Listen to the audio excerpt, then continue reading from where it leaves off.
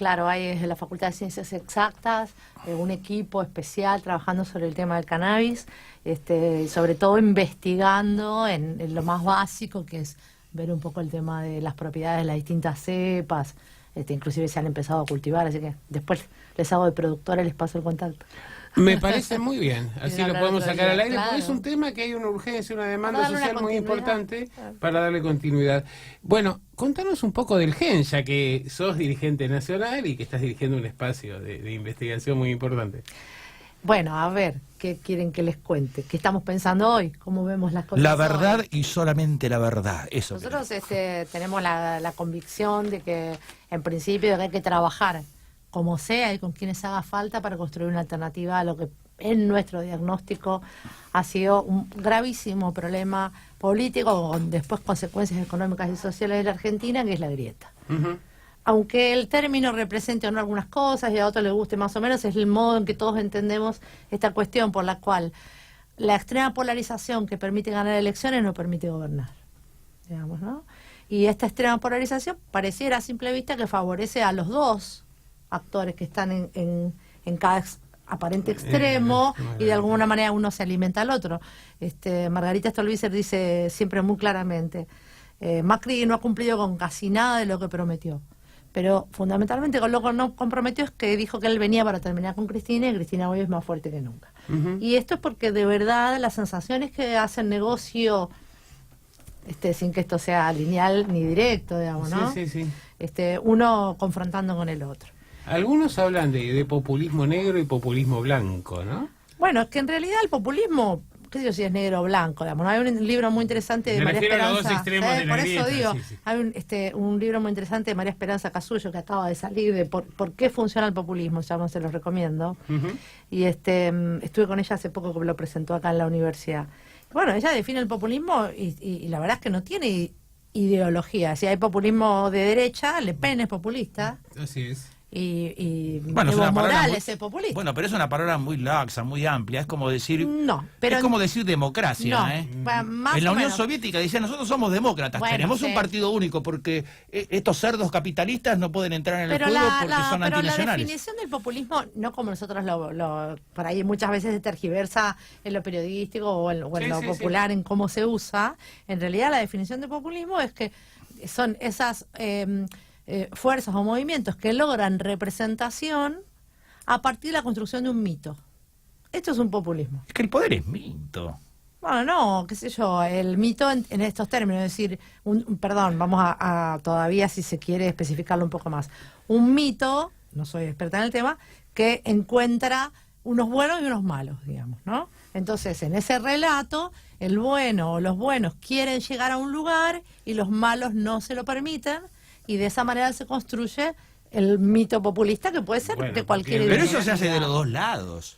Por eso, y que el populismo es Y la es de política dos no lados. funciona si no hay mito y si no hay relato, en el buen sentido de la palabra, técnico. Pero depende el mito y depende el relato, porque lo que está planteando a ver, el populismo en realidad, planteado de esta perspectiva, está asociado a una visión autoritaria y totalizadora de la sociedad, y que está basado en el pensamiento de Carl Smith y luego de Laclau y demás, con el hecho de entender a la política como una continuidad de la guerra por otros métodos y efectivamente definir una lógica amigo-enemigo. Entonces, efectivamente, para que yo tenga lugar, tengo que confrontar necesariamente. El problema es cuando... Pero no puedo negociar, Claro. porque si estoy negociando estoy bajando las banderas y lo que estoy mostrando es que en realidad ese mito se diluye. Por ejemplo, si nosotros dijéramos Alfonsín o Menem, construyeron un relato, por mencionar dos presidentes junto con los del kirchnerismo que de alguna manera marcaron la recuperación de la democracia,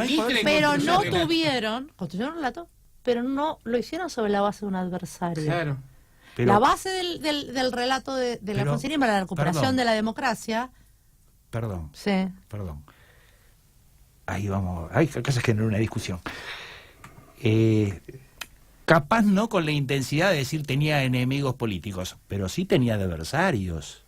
Sí tenía adversarios. Alfonsín también. Ojo, yo yo no favorezco ningún tipo de grieta, porque la verdad siempre fui dialoguista en todos los aspectos que pude. Me educaron así y traté de ser así. Alfonsín también llegó a nombrar cagatintas a unos periodistas que no les gustaba lo que escribían. Pero no estamos hablando creo que eran excesivos. Que no exista la confrontación política. Pero siempre hay confrontación política. No es lo mismo que tu capacidad de representación se sostenga sobre el odio al otro.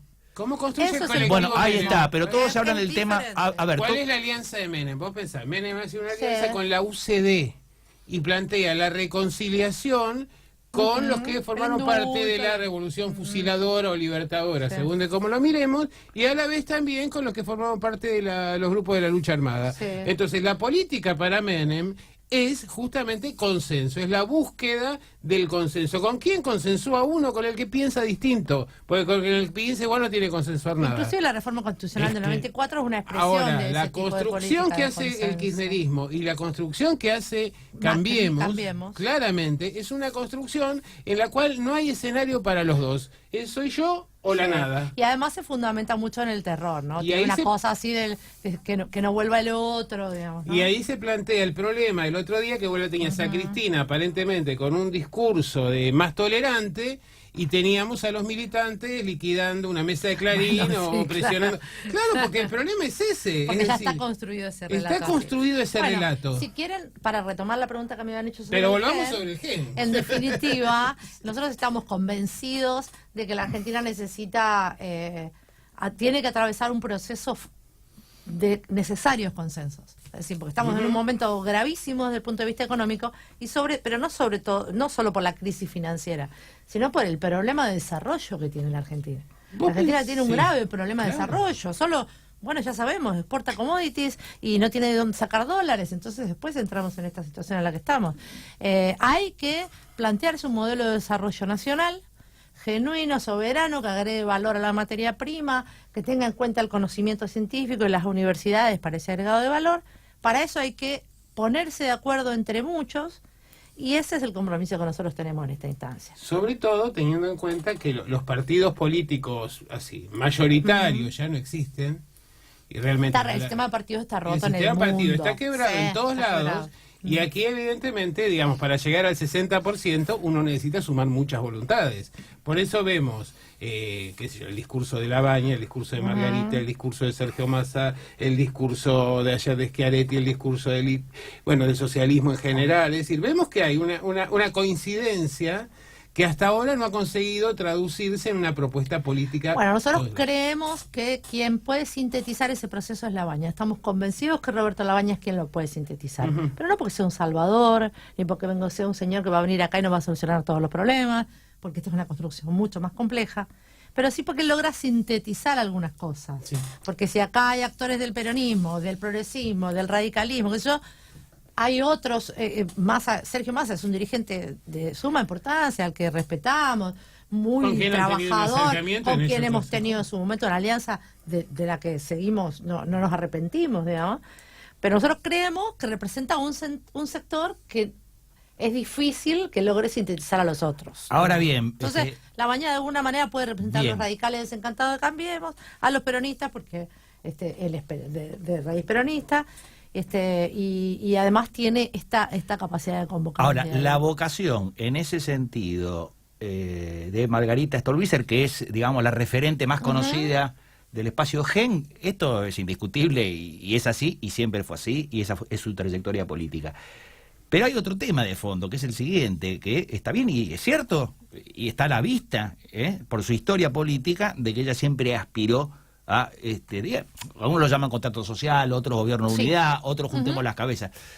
Pero el tema de fondo es que yo creo que nadie, gane quien gane, va a poder sacarnos de esta crisis si no actúa de esa manera. El que no lo haga, aunque no lo haya anunciado, se convertiría casi en un suicida político. Esta es mi impresión. Bueno, claro, pero el problema, o sea, el temor es que claro, el problema es si quien no lo expresa y nunca lo expresó, no lo tiene como objetivo, no construye en ese sentido, luego va a poder construir ese consenso. ¿Quién no lo expresó? ¿Quién te parece que está en contra de eso? ¿El gobierno? Sí. Claro. Y el kirchnerismo. ¿Y el discurso de...? El gobierno, porque lleva 3 años y medio de gestión y hizo una vez una convocatoria a la oposición política, que fue ahí en el CFK, qué sé yo, en el CCK, nunca más fue una reunión en la que nunca más, ni siquiera se les mandó un documento para no sé qué, No hay Consejo Económico y Social. Se conversa con la CGT y algún sindicato más amigo una vez cada tanto cuando las papas queman, efectivamente, y las decisiones se toman en un despacho al que solo acceden 3 o 4. Así es. ¿Y a vos te parece que este llamado, por ejemplo, del otro lado de la grieta, digamos, de el contrato social que hablaba Cristina, ¿no le crees? No, porque el kirchnerismo gobernó durante 12 años sin tener en cuenta ningún tipo de consenso. A los primeros años de Néstor tuvieron algún marco diferente, pero después las decisiones siempre se tomaron primero en el grupo chico y después intentando confrontar con otros sectores. Es decir, el problema para mí, el problema del populismo de Cristina, digamos, es que esa línea que divide a nosotros y ellos, que Néstor la tenía afuera de las fronteras nacionales, entonces era el FMI, era el capitalismo, entonces hagamos la patria grande, ahora Cristina lo empezó a correr. Arrancó con la 125, empezó a correrlo y meterlo adentro de la Argentina. Entonces ahora hay un montón de argentinos que en definitiva tienen que ser representados por un presidente que están del otro lado. Eso es irreconciliable. Entonces por lo menos ella en su figura, no quiero decir con esto que todos los actores dirigentes y militantes del kirchnerismo no pueden modificar, pero ella con su figura no puede convocar, porque no es creíble, no puede convocar al consenso. Bueno, hay demasiados odios hechos. A ver, es lógico quien es adversaria política y está por otro carril, como es tu caso, no puedan confiar en eso. Y bueno, me estás preguntando alguna a mí, credibilidad. Bueno, no, pero está bien, y tenés tus argumentos absolutamente respetables. Quienes acompañan a Cristina, que son muchos, es una dirigente con mucha representación, no hablan de un discurso de consenso. No. Hablan de Alberto Fernández, ¿te parece que no lo está haciendo? Bueno, Alberto Fernández. Bueno, No, a ver. No es el kirchnerismo, o sea, Yo era la creo que oposición al kirchnerismo. una convocatoria de consenso de Cristina hubiera merecido que en las 3 primeras filas hubiera otros participantes. Y que evidentemente, digamos, acá hay 2 problemas. O Cristina es sincera y termina como Dilma, o Cristina simplemente está generando de alguna manera una convocatoria vacía en la medida en que las acciones de quienes la acompañan van directamente en contradicción con su planteo. Yo lo que digo es que aun cuando esta sea su voluntad y quienes la acompañan también, ella ya representa esa grieta que ella misma construyó. Bueno, pero la está suavizando. Entonces, ¿No ves que hay ella la suaviza, pero eso va a hacer que todos los que se sintieron agredidos vuelvan a creer. Bueno, a ver, volvió Pino Solana, Sí. mirá, volvió Pino Solana, pero volvió Alberto Fernández, volvió Aníbal Fernández. Estoy hablando de la sociedad, no de los dirigentes políticos, que a veces aguantamos más sapos y elegimos en función de lo que la posibilidad nos permite. Digo, hay una mitad de la Argentina... los dirigentes políticos forman opinión. Pero no. Forman hay opinión. un clima social que... Hay una mitad de la Argentina que la odia. O por lo menos un 30%, 40%. Y eso es irreconciliable, igual que con Macri. Y ellos no pueden representar un gobierno superador. Quizás sí lo pueden hacer muchos que hoy están en Cambiemos y muchos que hoy están en ¿Cuánta gente crees que lo odia a Macri? Pero no ellos en su figura. ¿A Macri cuánta gente lo odia? No sé, yo miro las encuestas, digamos, ¿no? Sí. Bueno, pero estas Yo veo mismas las encuestas que te dicen encuestas- que el 30-40% de la gente la odia a Cristina. Por el otro lado de la grieta, ¿cuánta gente odia? Por eso es lo que te digo. Yo creo que hoy hay un 30%, las adhesiones a esos sectores, el 30 y el 30 de cada uno, encierran odio al otro.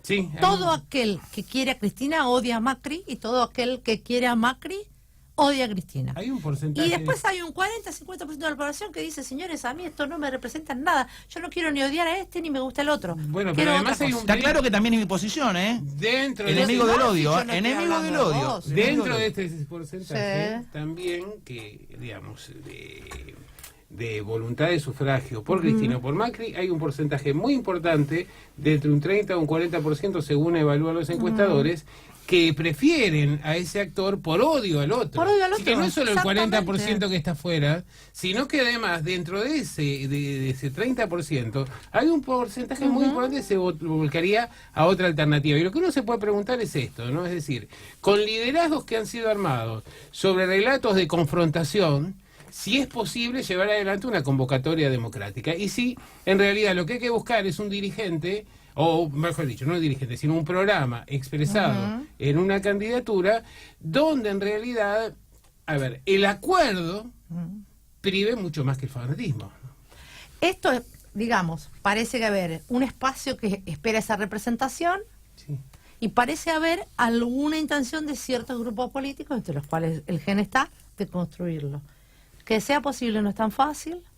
La construcción de esa confrontación ha sido muy dura durante mucho tiempo y la elección puede volver a polarizarse. Esto es así, hay que ser honestos y decirlo, sobre todo porque los medios muchas veces, los grandes medios, los grupos económicos, colaboran con que esto sea así.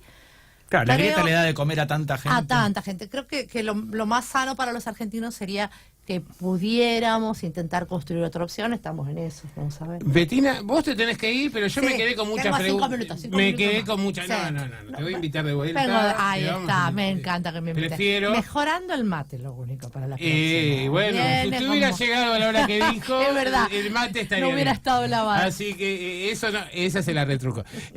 A lo que voy, no, me parece que es importante. Hay otros temas que quedaron pendientes. Sí. Bueno, por un lado, seguir este proceso, pero también el tema de la cuestión puntual de aquí de La Plata y de la provincia de Buenos Aires. Claro.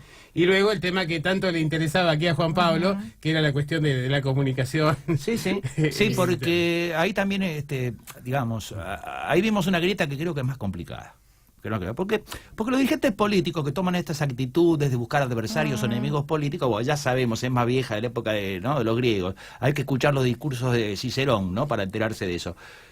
Pero hay una suerte de grieta en los medios de comunicación que va más allá de que unos sean oficialistas y otros opositores. Es una grieta de decir, está bien que cada diario tenga su opinión, cada periodista la tenga, pero tergiversar noticias, hechos concretos, olvidarse de ciertos temas, esto no lo publiquemos porque esto no perjudica. Esa es una grieta, digamos, entre el periodismo sano, objetivo, razonable, que cumple un servicio a la comunidad, sea cual sea su ideología, y por otro lado el periodismo berreta que te da a veces vergüenza ajena. Dos cosas que van a quedar pendientes para nuestra nueva conversación. Una es, desde la década del 50, los estudios de comunicación indican que desde los medios de comunicación no se induce voto. Y tengo para darte solo un ejemplo. El año en el que Cristina sacó el 54% de los votos, el diario más vendido de la Argentina era Clarín, absolutamente opositor a Cristina en ese momento, y ese año Canal 13 le ganó a Telefe y fue el canal con más rating, con noticieros y programas absolutamente opositores. Y Cristina ganó con el 54%. Bueno, porque la comunicación es bastante más compleja. Y te tiro otra más y después... Se nos tiene que ir, Bettina. Así que todo lo que tenés para decir me lo dejamos para la próxima. Mirá el adelanto que nos da para dejarnos calentitos, ¿viste? El tema digamos, de la no verdad o la posverdad, o eso va a estar muy presente en las elecciones, como lo hemos visto en la elección de Estados Unidos y en la de Brasil, en las redes sociales a partir de las fake news. Y eso es un horror, la verdad que eso es un horror. Así que de estos dos temas nos quedamos para la próxima. Y me hiciste acordar también que Perón tiene una frase célebre respecto de este tema, que dijo, cuando teníamos, dice, los medios a favor, no fue mal, y cuando lo teníamos en contra no fue bien. ¿Te acordás de eso? Vos que sos una investigadora del tema periodístico. Perfectamente. Bueno, muchísimas gracias, Bettina, a ustedes. Y bueno.